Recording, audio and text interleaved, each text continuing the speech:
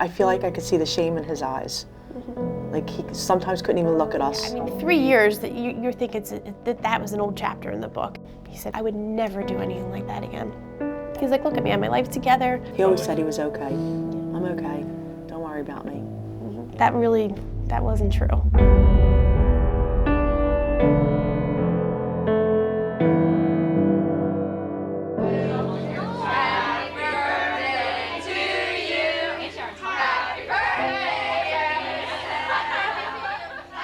He was honestly the sweetest little boy. He had a true heart of gold. And my mom had always said, she said, Sal's an old soul. When people always ask me to just talk about his characteristics, I would say what a good person he was and how funny he was, but he never saw that in himself. Right. In his mind, he was never good enough. Probably around the time, 14, 15, he started smoking marijuana. And, you know, that led him on to trying pills. And he'd said, when I'm using, that's when he was outgoing. You know, his personality came out to him. He felt comfortable around people. He felt like everybody liked him then, and so he just wanted to do it more and more and more. Because they're so expensive, he turned to heroin. It was awful. He went through any savings he had. He went through our savings. He sold everything in this house, down to ceiling fans. Just every night listening if his door opened, get out. What are you doing? Where are you? Like, it was terrible. You know, just afraid that he was going to walk out and we were going to lose him at that moment. Sometimes when I think about it, I don't know, I was so exhausted, my brain was warped. He ended up seeing a doctor who ended up giving him Suboxone. He was taking it to not want heroin, and he was on Suboxone for almost 3 years. He bounced back. Yeah.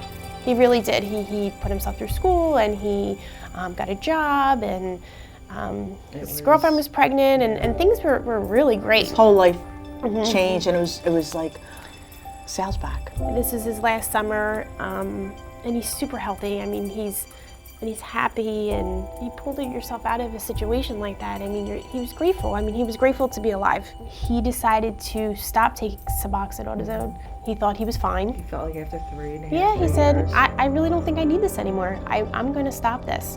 He said within hours, he started getting cravings. Within hours.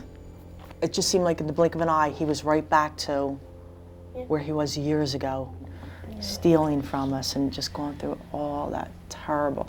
It was just everything was happening. Because this shell comes over him and it's this different person in this body. And it's like the drug just takes over. I know that he was sorry. Like, I know that he didn't like who he was. Did you feel as if there was any help being offered to you? No. And I think with each phone call you make, you see that feeling in him just going down and down and down, because once you say addiction or heroin, Nobody asked. there's that, you know, ooh, people back away, they run away. He was shooting 50 bags of heroin a day. 50 bags of heroin. He got into a rehab in July of 2010, right before he passed. It was his 90th day clean, and I came home from work, and he'd just come downstairs, he'd gotten a shower, you know, and he kidded around with us, and he seemed really happy.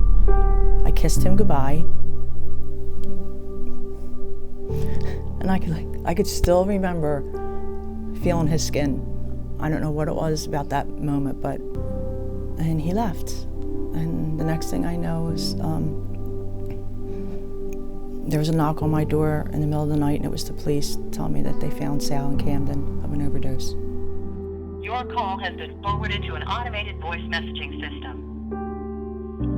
Sal Is not available. At the tone, please record your message.